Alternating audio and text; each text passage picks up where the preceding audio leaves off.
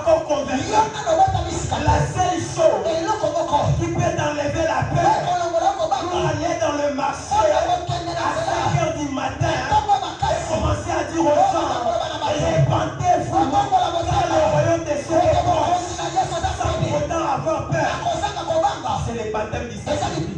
La seule chose qui peut te faire entrer dans un culte et t'élever sans avoir honte de parler de Jésus, c'est tu as le Saint-Esprit de Dieu. La seule chose qui peut te faire que tu montes sur la chaîne et parler aux gens et apprendre de Jésus. Ce n'est pas parce que tu es quelqu'un en médecine, c'est quand tu as le Saint-Esprit. La seule chose qui peut faire en sorte que quand tu es sur TikTok, au lieu de parler des bizarreries, que tu parles de Jésus, c'est le Saint-Esprit. Quand tu n'en as pas encore, tu ne peux pas parler de la part de Jésus. À moins que tu sois un aventurier. Pierre a tout abandonné. Mais voyez quelque chose.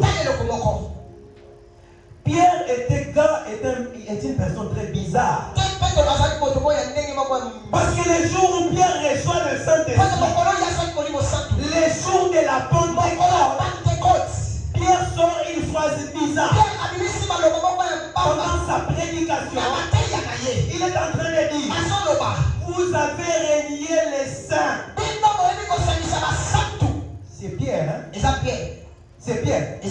Le jour où il reçoit le Saint-Esprit, il dit, vous avez renié les saints justes.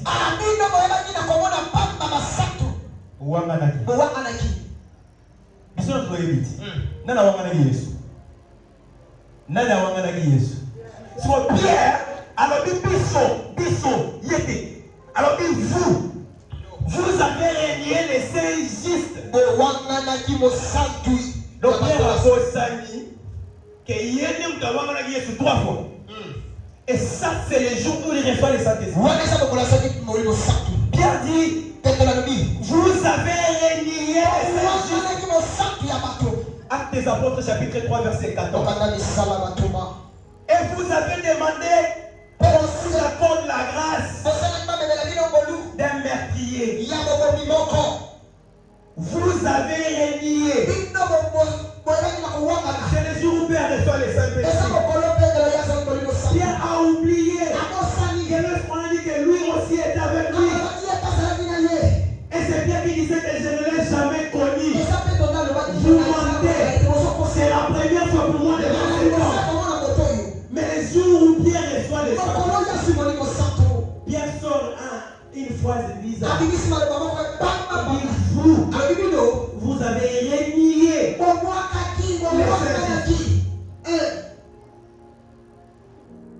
Mais Pierre a raison. Parce que lorsque tu reçois Jésus, le jour où tu reçois le Saint-Esprit, voici toutes choses deviennent nouvelles.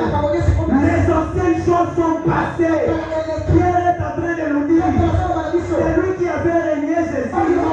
C'est Simon. C'est lui qui est en train de prêcher comme nouvelle. C'est Pierre. Ce n'est pas Simon. L'ancienne vie de Simon ne le concerne pas.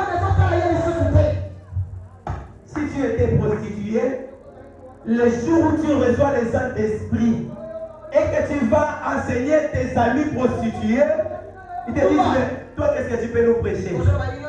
Dis-leur, ça c'était moi d'avant. Mais le moi de maintenant, j'ai reçu le Saint-Esprit et je suis venu vers vous pour dire que ce que vous faites est mal. Aidez à Jésus. Lorsque vous recevez les choses deviennent anciennes. Vous devenez une nouvelle personne. Ce que vous aviez fait, cela ne veut pas dire que vous n'aviez jamais fait cela. Vous l'aviez fait, mais ça ne vous concerne plus. Alléluia. Amen. Alléluia. Amen. Souvenez-vous qu'après la résurrection de Jésus, Jésus Jésus est resté avec ses disciples 40 jours. Je vais mettre des bases. Je vous ai dit que Pentecôte veut dire 50 jours. Et je vous dis que toute chose que Dieu fait, c'est pour une raison. Et souvenez-vous que Jésus est resté avec avec ses addictions. Pendant 40 jours. Si vous lisez dans l'Acte des Apôtres, chapitre 1, verset 3. Jésus est resté 40 jours avec ses apôtres. Puis, il est reparti au ciel. Ce qu'on appelle l'ascension. 10 jours après, 10 jours après, les apôtres étaient réunis en prière dans une chambre en train de prier. Quand tout à coup, ils ont vu sur la tête des langues. C'est comme des flammes. La flamme, vous voyez quand vous allumez une bougie, la petite flamme qui c'est ce qu'on appelle en français la langue de feu. Ils ont vu des langues semblables des langues de feu sur les têtes des apôtres. Et c'était le 10e jour. Quand tu prends 40 jours, plus 10 jours, ça fait combien? Ça fait combien? Ça va être mathématique. Je connais la mathématique. Ça fait combien? 50 jours. Et la Pentecôte est tombée pile les 50e jour. Et c'est aussi les 50e jour que les enfants d'Israël ont reçu la loi. Et c'est les 50e jour que le Saint-Esprit descend. Oh, le Saint-Esprit, c'est l'expression de la grâce. Nous vivons la grâce. Parce que le Saint-Esprit est venu. Qui tue par le Père, mourra par le Père. Non, le Saint-Esprit est venu. C'est lui qui te gifle à gauche. Donne-lui encore la joue droite. C'est le Saint-Esprit. Le Saint-Esprit a choisi les jours de la loi pour nous enseigner quelque chose. Vous n'êtes plus sous l'emprise de la loi. C'est la grâce est venue. Vous êtes maintenant en train de vivre la période, l'époque de la grâce. Vous êtes gracieux. Et comme Koki Kobota Moine, Ndumba Kokote Amalobanzambe, Moutapoussa Koko ma pasteur, Moumelidia Makoko ma évêque. C'est la grâce de Jésus. Koka Koko dans l'église. Parce que lorsqu'il y avait la loi, Koka Koko dans l'église. Il faut que la Bethesda. Pour azela que ange a bougé maille. Ceux qui a côté à Biki, dans le temple. Mais maintenant, les aveugles peuvent entrer dans le temple. Ils peuvent monter dans les lieux saints. Les croisés peuvent prêcher la bonne nouvelle. Les aveugles peuvent prêcher la bonne nouvelle. Ceux qui sont malades peuvent prêcher la bonne nouvelle. Les lépreux peuvent entrer dans le temple. C'est la grâce de Dieu. Alléluia. Alléluia. Amen. Oh. J'aimerais qu'on lise. Jean chapitre 8, verset 41. Et tout le peuple vint en lui. Étant assis, il les enseignait. Alors les scribes et les pharisiens venaient ensemble. Surprise d'adultère. Il dira à Jésus, Maître, cette femme a été surprise en faisant nous a ordonné de la lapider une telle femme. Toi donc, qu'est-ce que tu dis? Il disait, c'est là pour l'éprouver, afin qu'écrivait avec les doigts sur la terre. Comme il continuait à interroger, il se releva et leur dit que c'est lui et vous qui est sans péché, jette le premier la pierre contre elle. Et s'étant de nouveau baissé, il écrivait sur la terre. Quand ils entendirent cela, accusés par leur conscience, ils se retirèrent l'un après l'autre. La sœur avec la femme qui était là. au milieu. Alors c'est dans les... Alléluia. Amen. Est-ce qu'on commet la dignitaire avec Asala elle? kabundumba yomoko. Alléluia. Amen. Est-ce qu'on commet la dignitaire seule? Asala kabundumba yomoko. Où est le mari avec qui cette femme avait commis la dignitaire? Parce qu'elle se retrouve seule pour être lapidée. Parce qu'elle a commis la dignitaire. Où est le client? Alléluia. Amen. La loi de Moïse a ordonné que une telle femme, on n'a pas dit un tel homme, voici l'injustice. Une telle femme doit être lapidée. Mais qui a donné la loi à Moïse? Est-ce qu'on est en train d'enseigner? Moi j'aime les questions et réponses. Qui a donné la loi à Moïse? Dieu, n'est-ce pas? Qu'une telle femme devrait être. Alors c'est lui qui était avec cette femme. C'est lui pour qui on est venu accuser. C'était qui? C'était qui? Très bien. Vous êtes très intelligent. Hein?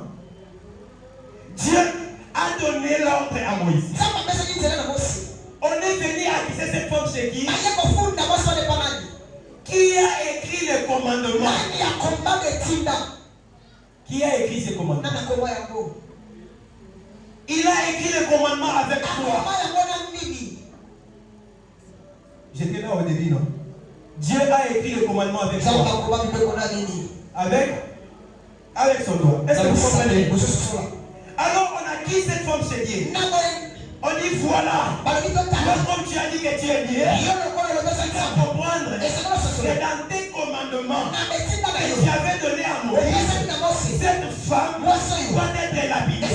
Mais on veut voir. Si tu es Dieu, tu vas accepter qu'on les tue. Parce que c'est toi qui avais donné cette femme. Qu'est-ce que tu dis? Alors Dieu dit, il regarde les hommes. Il regarde les femmes qui étaient au milieu. Il dit que moi je suis ni un homme pour manger, ni un fils d'homme pour me remplacer. Si je dis le contraire, c'est ce que j'avais écrit.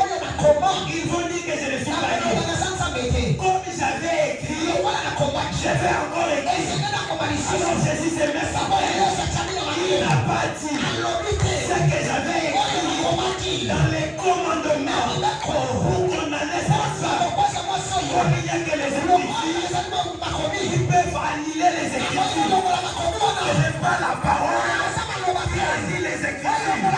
C'est les Écritures qui peuvent annuler les Écritures. Alors celui qui avait écrit les commandements, c'est vrai à écrire la grâce. Il était en train d'écrire. Il n'avait rien dit. Il était seulement en train d'écrire. Il s'est levé. Il a posé la question. Que c'est lui qui n'a jamais connu soit le premier. Il est cette fille.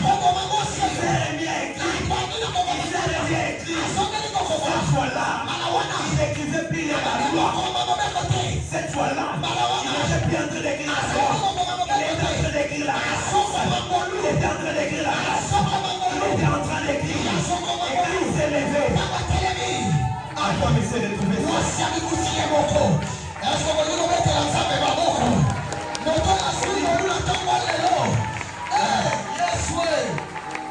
Jésus s'est levé. Il dit, femme, où sont ceux qui t'ont condamné? Où sont ceux qui t'ont condamné? Les plus âgés, plus petits, personne n'était là. Ils avaient tous disparu. La grâce de Dieu, les jours où tu reçois ton ancienne vie est passée. Il dit à la femme, elle ne pêche pas. Elle est devenue quelqu'un de nouveau. Ceux qui t'ont condamné ne te condamnent plus. Quand tu reçois le Saint-Esprit, le jour de la Pentecôte, ton ancienne vie ne te concerne plus. Tu étais Simon, et maintenant tu es Pierre. Tu étais Simon le pécheur. Et maintenant, le active. Jésus. Alléluia.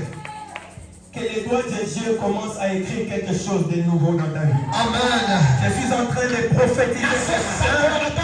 S'il y a des lois dans ta famille qui t'avaient condamné, il y a les lois dans ton quartier, dans ton avenir, dans ta famille qui t'avaient condamné.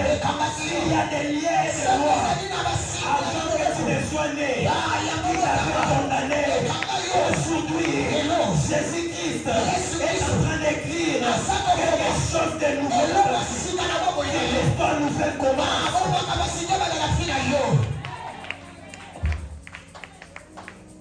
Que Dieu écrive quelque chose de nouveau.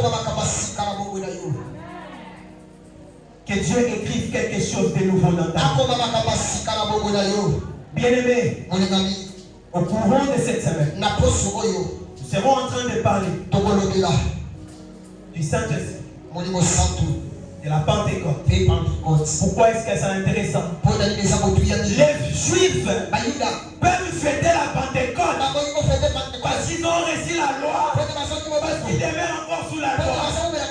Mais le docteur Hervé ne fête pas la Pentecôte parce que j'ai reçu la loi.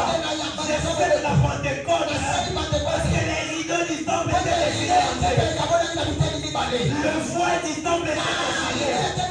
Les liens très saints qui étaient réservés aux sacrificateurs, mais aussi donnés. La Bible me dit qu'il a fait de nous un royaume de sacrificateurs. Il a fait de moi des sacrificateurs. Sinon, comment est-ce que moi je vais me récupérer? Si la grâce était destinée aux Juifs, si la grâce était destinée aux Juifs, je n'ai rien à voir avec Israël. Comment ça se fait que je parle de Jésus-Christ? Il n'est pas né dans ma famille, il n'est pas né dans ma lignée, il n'est pas noir.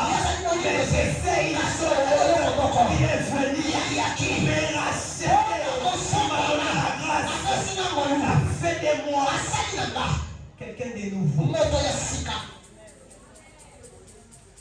Alléluia. Amen. Alléluia. Amen. Il est important qu'un enfant de Dieu suive les processus. C'est vrai que le baptême est une action aussi simple.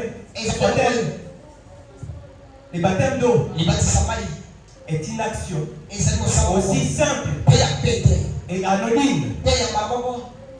Anonyme, c'est-à-dire que mais devant Dieu, ça a un sens, ça a une signification. Mais celui qui est né d'eau, ça ne suffit pas. Il faut aussi être né d'esprit. Naître d'esprit. La Bible me dit, lorsqu'ils ont reçu le Saint-Esprit. Vous savez que dans cette chambre, il n'y avait pas seulement les apôtres. Il y avait aussi les femmes qui accompagnaient les apôtres. Il y avait Marie Magdala qui était dans la chambre. Et la Bible signifie que toute personne qui était dans cette chambre a reçu quelque chose semblant à des langues de feu. Et la Bible dit qu'ils ont commencé à parler à des langues nouvelles. Chacun parlait à une langue différente. Mais lorsqu'ils étaient en train de parler, chacun écoutait ce que eux disaient. Alléluia. C'est-à-dire, le jour où tu reçois les Saint-Esprit, il y a une visitation, il y a une action, il y a quelque chose qui va se passer en toi. Et toi-même, tu auras du mal à définir. Tu sauras au-dedans de toi. Qu'est-ce que tu étais avant?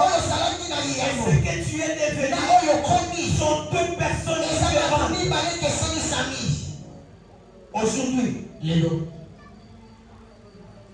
Aujourd'hui, vous allez être baptisés du Saint-Esprit.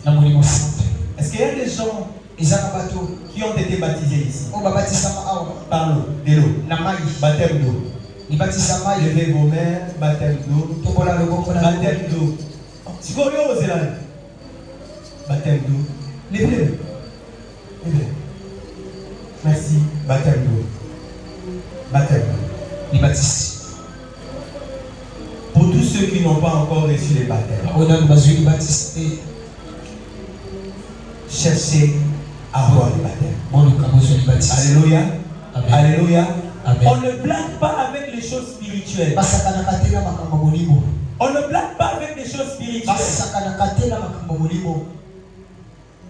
On ne blague pas avec les choses spirituelles. Cherchez à avoir les baptêmes. Pour ceux qui ont reçu les baptêmes de l'eau, continuez à lever les mains. Continuez à lever les mains. Qui a reçu un don particulier du Saint-Esprit? Baissez les mains. Ceux qui ont reçu un don particulier du Saint-Esprit. Levez les mains. Un don particulier du Saint-Esprit.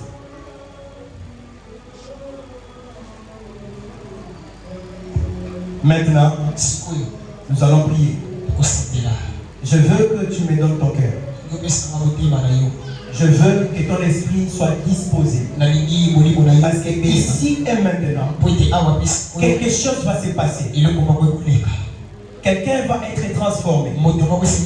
Si seulement tu fais confiance en Dieu, tu te donnes à Dieu maintenant, tu ouvres ton cœur maintenant, tu dis Saint-Esprit, j'ouvre mon cœur, je te laisse entrer. Agis maintenant.